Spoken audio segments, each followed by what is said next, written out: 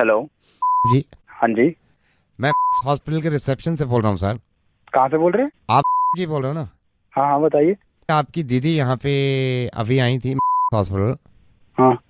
Reception से वो जब स्टेयर्स उतर रही तो उनका पैर फिसल गया और वो थोड़ा सा स्लिप हो गई, तो मुझे लग रहा है इनके हेयर लाइन फ्रैक्चर है। और वो अभी मैं तो यहाँ पे आया हूँ और वो वहाँ पे हैं दीदी। आपको तकलीफ काफ़ी है उनको, तो मैंने कहा मैं आपको इन्फॉर्म कर दूँ। नहीं, एक मिनट।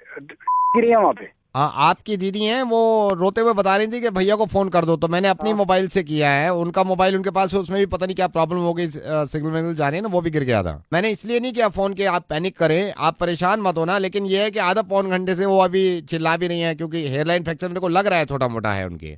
तो दीदी है कहाँ पे अभी? अभी वो रिसेप्शन पे ही बैठी हुई हैं, 1.5 घंटा पहले गिरी हूँ, ये रिसेप्शन पे बैठ के रो रही है बहुत तो तेज। रिसेप्शन पे के बिठा रखा है, तो अंदर लेके जाओ ना।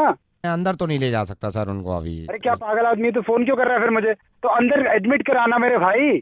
सर रजिस्ट्रेशन के 1,000 रुपये लेते हैं ना ये लोग। भाई बड़ा आदमी है तू। और कोई लोग वोग नहीं है वहाँ पे? एडमिनिस्ट्रेशन नहीं है तुम्हारा हॉस्पिटल का वहाँ पे? अभी तूने फोन किया, मैं आके साले 2,500 रुपए दे दूंगा। अभी काम तो शुरू करो ना। नहीं सर, मैं नहीं ले जा सकता वहाँ पे, 1,000 रुपये रजिस्ट्रेशन लगते हैं ना सर, इसलिए मैं बोल रहा हूँ आपसे। पागल हो गया क्या बहन? तू 2,500 ले लियो। मैं अभी तूने फोन किया, मैं पहुंचने में टाइम लगेगा ना, तो उनका काम तो शुरू करवा, मैं आ रहा हूँ। 2,500 रुपये दे दोगे आप? 2,500 रुपए मारूंगा तुम्हारे मुंह पे साले। हजार कंफर्म की बात करने कर से रहा है। पहले ही मारोगे आप? अबे क्या कंफर्म? कि ये जो कॉल करी है मैंने, ये जेन्युइन भी है या नहीं, जो आप 2,500 रुपये फौरन देने के लिए बात कर रहे हैं? कहाँ से बात कर रहा है तू? आई एम सो सॉरी जी। आप सबसे पहले तो इस बात का इत्मीनान रखें कि आपकी दीदी गिरी नहीं है। और मैं कहाँ से बात कर रहा हूँ? मैं रेडियो मिर्ची से नवेद बोल रहा हूँ।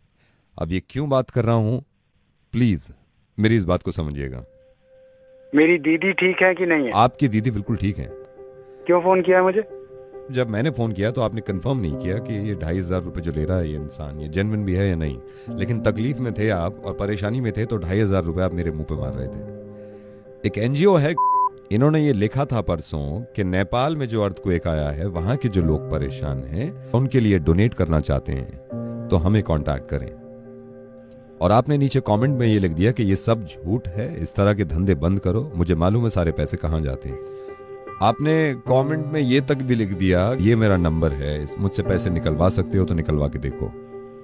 मुझे मालूम है कि ये की जिम्मेदारी नहीं है कि वो नेपाल के लोगों की मदद करे, क्योंकि वो एक इंसान है, तो ये एक इंसान की जिम्मेदारी है कि वो नेपाल के लोगों की मदद करे, जो लोग अर्थक्वेक में परेशान हैं, जो लोग अर्थक्वेक में खत्म हो गए हैं, जिनके परिवार बिछड़े हुए हैं, उनकी मदद करे। ये जरा सोचिए तो सही, आप तो दिल्ली में ही थे जब ये अर्थक्वेक आया है। जिस वक्त ये झटके लग रहे थे ना हमें, उस वक्त रूह कांप गई थी लोगों की कि अगर खुदा न खास्ता कुछ ज्यादा हो गया तो क्या होगा। ये हम सबको मालूम है कि हम नेचर से, कुदरत से लड़ नहीं सकते, ये किसी के हाथ में नहीं था अर्थक्वेक रोकना। लेकिन हम सबके हाथ में है उन लोगों की मदद करना, चाहे वो दुनिया में कहीं भी हों, जो इस हादसे का शिकार हैं, जिनको मदद की जरूरत है। ये मैंने पता किया है नेपाल फोन करके, वहां पे बहुत सारे छोटे बच्चे ऐसे हैं जिनके माँ बाप मलबे में दब गए हैं और मर गए हैं। आपको मालूम है वो बच्चे अपने माँ बाप तक को याद नहीं कर रहे, क्योंकि भूख लग रही है उनको, क्योंकि खाना खाना है उनको, क्योंकि चोट लगी हुई है उनको। मुझे मालूम है कि आपने कोई बुरा काम नहीं किया, ये इंसान की मर्जी होती है कि वो किसी की मदद करे या ना करे। लेकिन कम से कम एक ऐसा एनजीओ जो कि ऑथेंटिक है, जो कि नेक काम कर रहे हैं, अगर वो लिखते हैं कि नेपाल के लोगों की मदद करें, तो अगर हम उनको बढ़ावा भी नहीं दे रहे, तो कम से कम ये तो ना करें कि हम ये लिख दें कि झूठ बोलना बंद करो और अपने आप पैसे कमाने बंद करो। एक बात सोचिए जरा, जब अर्थक्वेक आता है या ऐसी कोई परेशानी होती है, तो मेरे हिसाब से सबसे करीबी जो है एक दूसरे की मदद करने के लिए, वो पड़ोसी होता है। आपके फ्लैट के बराबर वाले भाग के आ जाते हैं कि आप ठीक ठाक हैं या नहीं। तो ये भी पड़ोसी है नेपाल। और जरूरी नहीं है कि पड़ोसी हो, दुनिया में कहीं भी इंसान अगर परेशान हो तो हमें मालूम है कि हमें मदद करनी चाहिए, और आप करते हैं। लेकिन आपने थोड़ा सा गलत किया कि इस तरह का कमेंट लिख दिया कि आप पैसे कमाना बंद करिए। हो सकता है दुनिया में इस तरह के लोग हों जो इनके नामों पर पैसा कमाना चाहते हैं और खाना चाहते हैं, तो उनके अमाल उनके साथ हैं और उनका जवाब इस चीज का देना होगा। लेकिन हम ये सोचने लगे कि सारे ही झूठे हैं और कुछ करें ना, तो अर्थक्वेक की कोई खास दुश्मनी नहीं थी नेपाल से। वो दिल्ली में भी आ सकता है, हिंदुस्तान में भी आ सकता है, दुनिया में किसी भी जगह आ सकता है।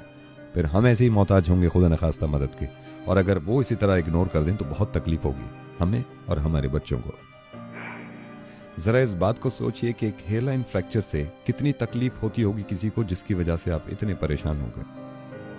अर्थक्वेक में किसी का दब जाना और मर जाना, इससे ज्यादा तकलीफ की बात हो नहीं सकती उनके लिए जिनके घर वाले बच गए हैं और वो देख रहे हैं कि लोग कैसे मर रहे हैं।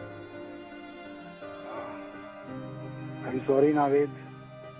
अब मैं आपसे मदद चाहता हूं, आप डोनेशन की शुरुआत ऐसे करें कि इस चीज को इतना फॉरवर्ड करिए कि किसी के जहन में अगर नहीं भी है उनकी मदद करना, डोनेट करना, तो वो मजबूर हो जाए और उसको एहसास हो कि लोग परेशान हैं। प्लीज इसको शेयर करिएगा। खुश रहिए, हिफाजत से रहिए और दुआ करिए इस वक्त नेपाल के लोगों के लिए।